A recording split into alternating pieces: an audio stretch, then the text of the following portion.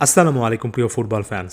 আমি জানি একই সঙ্গে অনেক কিছু ঘটছে, বিশ্বকাপের সময়টাও ঘনিয়ে আসছে এবং একই ভিডিওতে এত কিছু নিয়ে আলোচনা করা সম্ভব নয়। আমি আলোচনাটা আরও একবার শুরু করলাম একটা স্পেসিফিক টপিক দিয়ে, পাওলো দিবালাকে দিয়ে, যেখানে সবচেয়ে বড় প্রশ্নটা পাওলো দিবালা যে ইনজুরি থেকে আরও একবার ফিরে এসেছেন বা আসার চেষ্টার মধ্যে আছেন, দিবালা কি শেষ পর্যন্ত বিশ্বকাপের টিকিট পাবেন কিনা। এখন প্রথমত যে কথাটা নিয়ে আসলে বলতে চাই যে পাওলো দিবালাকে কেন্দ্র করে যখনই কথা বলতে আসি, যেহেতু পাওলো দিবালাকে অনেকে পছন্দ করেন, আবেগঘনিত ব্যাপারগুলো অনেক বেশি দেখা যায়। দিবালা যে সময়ই ফেরুন না কেন, যে অবস্থায় ফেরুন না কেন, যেহেতু একজন কোয়ালিটি ফুটবলার, তার ওভারঅল স্কিল নিয়ে যেহেতু কারো কোনো ডাউট নেই, সেহেতু পাওলো দিবালা আর্জেন্টিনার দলে থাকবেন এবং দিবালাকে রাখা উচিত। এটাই সবচেয়ে লাইকলি একটা সিচুয়েশান। এই মুহূর্তে যদি আপনি বাংলাদেশি ফ্যানদের মধ্যে ভোটাভুটি করেন, অধিকাংশ বা বেশিরভাগ মেজরিটি কিন্তু এই ভোটটা দেবেন, এটা নিয়ে আমার কোনো ডাউট নেই।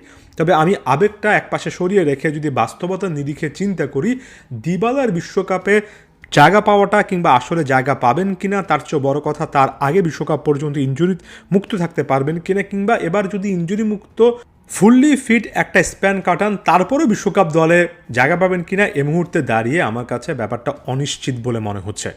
পাওলো দিবালা একেবারে ফিরে এসেছেন এই কথাটা আমি এখনই বলতে চাই না। আপনারা যদি ইনজুরি লিস্টটা তার সাম্প্রতিক সময় দেখেন, কী পরিমাণ ম্যাচ এবং কী পরিমাণ দিন আসলে মাঠের বাইরে ছিলেন, সেটাই বলে দেয় যে পাওলো দিবালা আসলে সেভাবে গত 1-2 বছরে সেভাবে খেলার মধ্যেই নেই। এবং একজন প্লেয়ার তিনি যত বড় ক্যালিবারেরও হন না কেন, you are as good as your last performance. দিন শেষে আপনার সর্বশেষ পারফরমেন্সটাই সবাই মনে রাখে।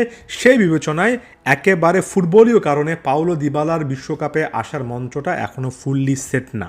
এখন ধরুন পাওলো দিবালা যদি খুবই ভালোভাবে নিজের ফিটনেসটা ধরে রাখতে পারেন, তাহলে লিওনেল স্কালোনি শেষ মুহূর্তে এসে তাকে কি বিশ্বকাপ দলে নেবেন, সেই বিষয়টাও আমার কাছে নিশ্চিত বলে মনে হচ্ছে না। এবং একেবারে ওয়ান্স অ্যাগেন একদম যৌক্তিক ফুটবলীয় কারণে ব্যাপারটা যদি আরেকটু গভীরে গিয়ে বোঝার চেষ্টা করি, বর্তমান সময়ে আপনি যদি আর্জেন্টিনার সেট আপটা দেখেন, লিওনেল মেসি আছেন, লাউতারো মার্টিনেজ, হুলিয়ান আলভারেস, যদিও লাউতারোরও ইনজুরি সংক্রান্ত ইস্যু আছে, তবে তারা অবশ্যই ফার্স্ট চয়েস 11-এ না হলেও স্কোয়াডে থাকবেন। অর্থাৎ আপনি ফাইনাল থার্ডে যে 26 জন স্কোয়াডের কথা চিন্তা করছেন, সেখানে ফাইনাল থার্ডে কয়জন প্লেয়ার নেওয়া যায়?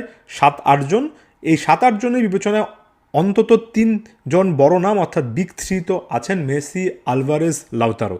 থিয়াগো আলমাদার সাম্প্রতিক পারফরমেন্সটা আপনাকে অবশ্যই তাকে এই দলটাতে বা এই লিস্টটাতে রাখতে বাধ্য করবে। এবং একই সঙ্গে এই জিনিসটাও কিন্তু মনের মধ্যে থাকা উচিত, যদিও পানিচেরি ইনজুরির কারণে ছিটকে পড়েছেন, হোসে ম্যানুয়েল লোপেজের মতো একজন থার্ড স্ট্রাইকারকে আর্জেন্টিনার দরকার আছে কিনা সেটা একটা বিশাল কল।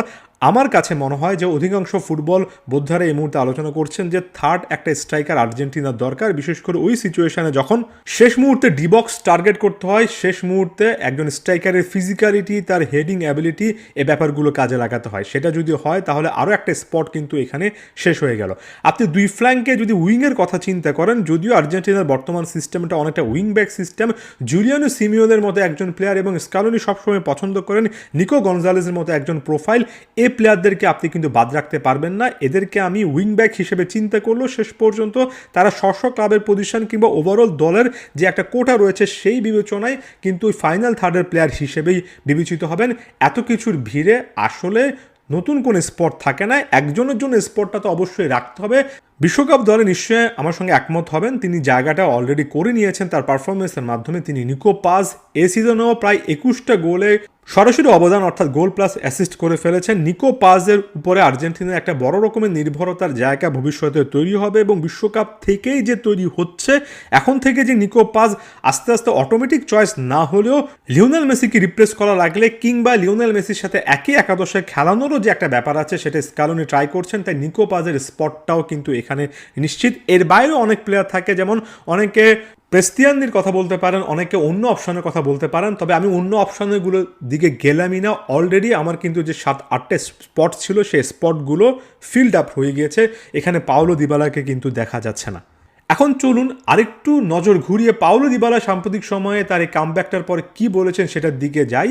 লা জয়া একেবারে বাস্তবিক একটা কথা বলেছেন প্রত্যেকটা প্লেয়ারেরই স্বপ্ন থাকে জাতীয় দলের হয়ে বিশ্বকাপ খেলা, তিনিও আরও একটা বিশ্বকাপ খেলতে চান, তবে একই সঙ্গে তিনি বাস্তবতাটাও বোঝেন। লিওনেল স্কালোনির সঙ্গে তার বর্তমান সময়ে কথা হয়েছে কিনা এমন একটা প্রশ্নের জবাবে তিনি সাম্প্রতিক সময়ে বলেছেন যে আমাকে ডাকা হয়নি কারণ আমি ইনজুরির মধ্যে ছিলাম। আপনি যদি ইনজুরিতে থাকেন তাহলে আর্জেন্টিনার মতো একটা দলে আপনি জায়গাটা অ্যাফোর্ড করতে পারবেন না, এটারই স্বাভাবিক ব্যাপার। তাই আমি স্কালোনিকে কখনো ফোন করে জিজ্ঞেস করিনি যে আমার না থাকার পেছনে বা দলে না রাখার পেছনে কারণটা কি, বরঞ্চ আমি বলবো যে আগে আমাকে দেখাতে হবে যে আমি ক্লাবের জার্সিতে ফিট অবস্থায় খেলছি।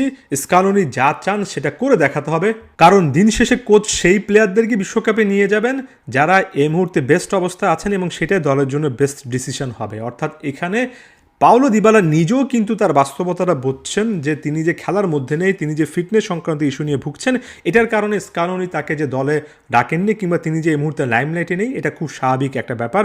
তবে আমি এখানে আলোচনাটা শেষ করব না, শেষ করব এই পয়েন্টটাতে এসে যে পাওলো দিবালার মতো একজন প্লেয়ারের আর্জেন্টিনার দলে আসলে দরকার আছে কিনা। আমি যদি নাম্বারের ওই গেমটা একেবারে সরিয়ে ফেলি, আমি বলবো অবশ্যই দরকার আছে না। পাওলো দিবালা কতটা ট্যালেন্টেড ফুটবলার, লিওনেল মেসির পরিবর্তে ওই জায়গায় খেলতে পারবেন কিনা, রিপ্লেস করবেন কিনা সে কারণটা বলছি না। আমি শুধুমাত্র একটা মোমেন্টের কথা আরও একবার বলছি, যেটা আমি ফুটবল ফ্ল্যাগে অনেকবারে বলেছি।